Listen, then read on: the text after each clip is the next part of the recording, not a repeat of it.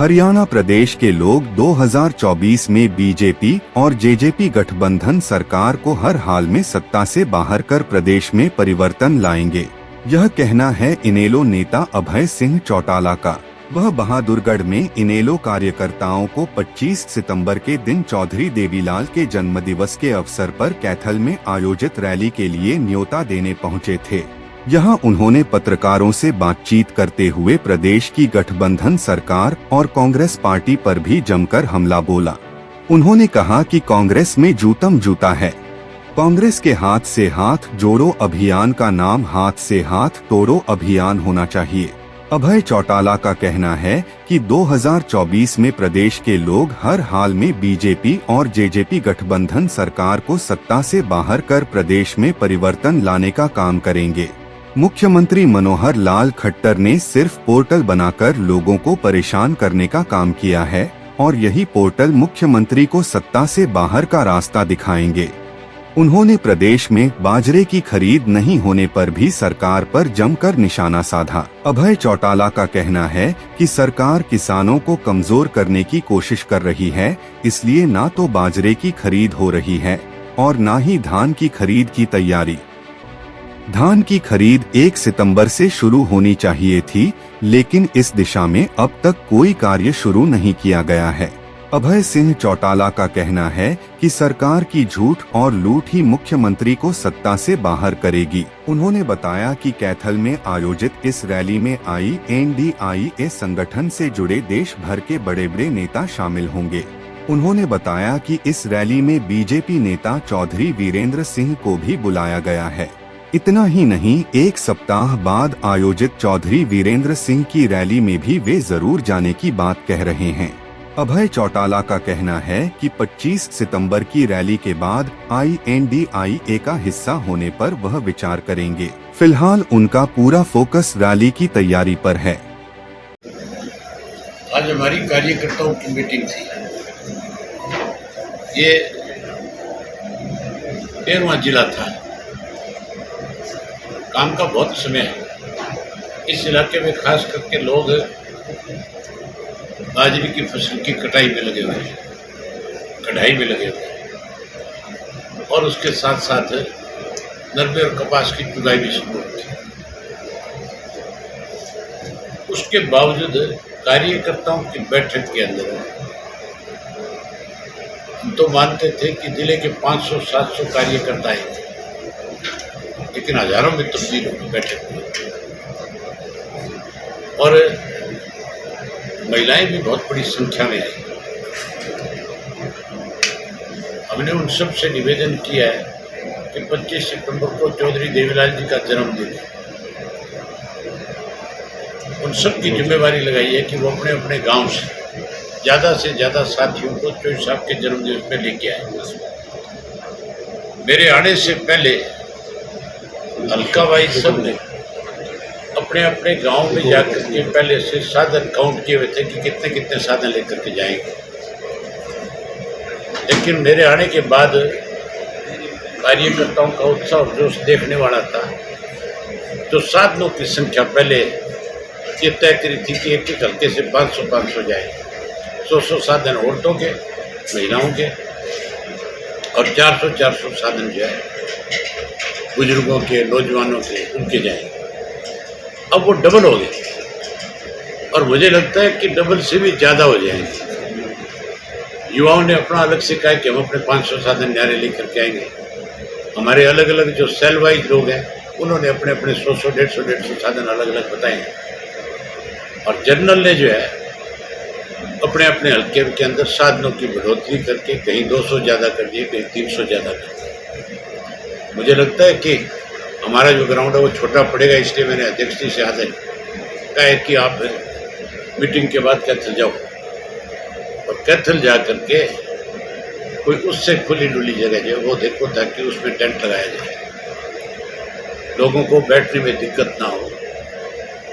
इसके लिए हमें मुझे लगता है कि जगह बदलनी पड़ेगी।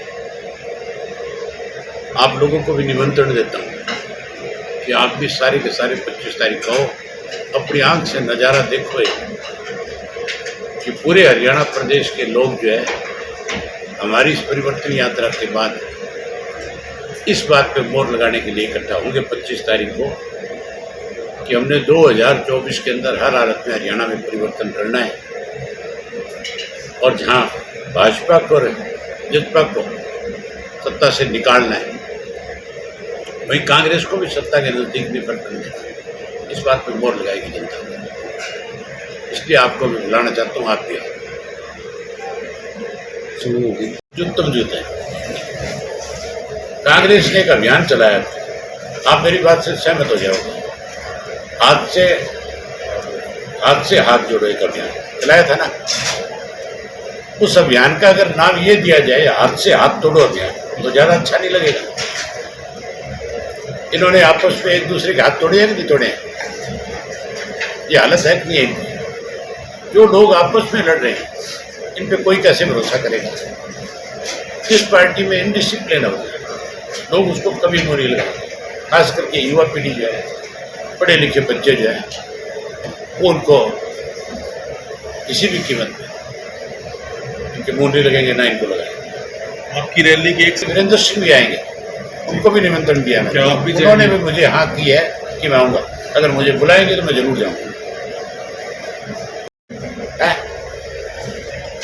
बोल के बताओ यार, शर्मा जी बताना चाहते हो नहीं बताना चाहते? अब तो आप इनकी रान काटो, मेरी मदद करो सारे। नौकरियां बहुत कम है सर, गवर्नमेंट तो बहुत कम कर दी सर। तो क्या ना तू भी बिल्कुल सर। ये कह रहा था बिना पर्ची बिना खर्ची, तेरे घर में पढ़ा लिखा है, लगे कोई नौकरी? ये सिर्फ खर्ची वालों को नौकरी लगाने वाले लोग हैं, झूठ बोलते हैं सारा दिन, और इनकी झूठ और लूट जो है अब लोगों के सामने आ चुकी है। 25 तारीख को देश भर के कौन कौन से बड़े नेता रैली में शामिल? मैंने ये बात सब जगह कार्य बताई है पत्रकारों को, आपने भी सुनी होगी कौन कौन आएंगे। इसमें नीतीश कुमार जी आएंगे, लालू जी आएंगे, फारूक अब्दुल्ला साहब आएंगे, सतपाल मलिक साहब आएंगे, उद्धव ठाकरे आएंगे, ममता बनर्जी खुद नहीं आएंगी, लेकिन उनकी पार्टी के जो राज्यसभा के उनके लीडर हैं वो आएंगे। शरद पवार साहब से कल मिल के आज शाम तक वो मेरी ख्याल उनकी कंसर्ट भी आ जाएगी। पिछली बार वो आए थे, अब की बार भी कह रहे थे कि मेरा मन पूरा है कि मैं आऊँगा, लेकिन मैं आपको उन्होंने आज का समय दिया था कि आज बताऊँगा, आज शाम को बताएंगे। उसके अलावा केसी त्यागी आएगा, जयंत चौधरी आएगा, हनुमान बेनीवाल आएगा, सीताराम येचुरी आएंगे, सुखबीर बादल आएंगे। क्या INLD का औपचारिक ऐलान भी संभव है? अभी हम अपनी रैली की तैयारी में, ये चीज़ें 25 के बाद तक। कांग्रेस कि पोर्टल के 5-6 नए पोर्टल भी शुरू किए। आप मुझे एक चीज़ बताओ, मुख्यमंत्री हर रोज़ 2 या 3 खबर अखबार में छपती है। मुख्यमंत्री को बहुत शौक है प्रेस के लोगों से बात करने का और नई घोषणा करने का। हर रोज नई घोषणा करता है मुख्यमंत्री। कोई दिन ऐसा नहीं जाता जिस दिन कोई ना कोई नई बात ना करे। मुख्यमंत्री आपके यहाँ आए तो उससे ये पूछो तो सही कि जितनी तैने आज तक घोषणा करी है, इनमें से कोई एक भी पूरी करी है? सिर्फ और सिर्फ पोर्टल बना करके लोगों को परेशान किया है। पोर्टल बना दिया, उस पोर्टल को कौन संभालेगा, कौन चलाएगा, कौन उस पोर्टल पे जाएगा, कैसे? आज तक पिछले जो पोर्टल बनाए हैं उसके तो लोगों से कागज पूरे किए भी नहीं गए, नए और बना दिए। ये पोर्टल ही इस मुख्यमंत्री को सत्ता से बाहर करेगा। इस मुख्यमंत्री ने इस पोर्टल की वजह से जनता को दुखी किया, जनता इसकी रान काटे हर हालत में। बाजरे के किसान ना तो बाजरे की खरीद नहीं, आपने देखा था विधानसभा के अंदर बाजरे पे काले का टेंशन लगा हुआ था, मैंने भी उसमें हिस्सा लिया था और मैंने उसके अंदर जब सरकार का जवाब देखा तो सबको हैरानी हुई इस बात को सुन करके कि 17 लाख रुपया 13 लाख एकड़ जमीन का बाजरा जो बोया हुआ था उसको 17 लाख रुपए से सरकार बचाने की कोशिश कर रही है, ये बीमारी से बचाए। उसमें 3 लाख एकड़ का बाजरा जो है बिल्कुल खत्म हो गया, कीड़ा लग गया। मैंने उसकी एवरेज निकाली, 6 रुपए से भी कम एवरेज बनती थी पर एकड़ की। अगर किसान की फसल में 6 रुपए से एकड़ से कम का पैसा खर्च करके आप उसकी फसल को कैसे कीड़े से बचाओगे, कैसे और रोग से बचाओगे?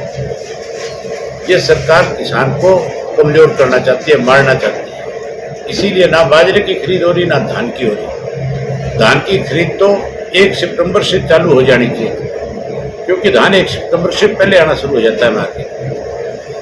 लेकिन ये जाकर के कहते हैं 1 अक्टूबर में करेंगे, 1 अक्टूबर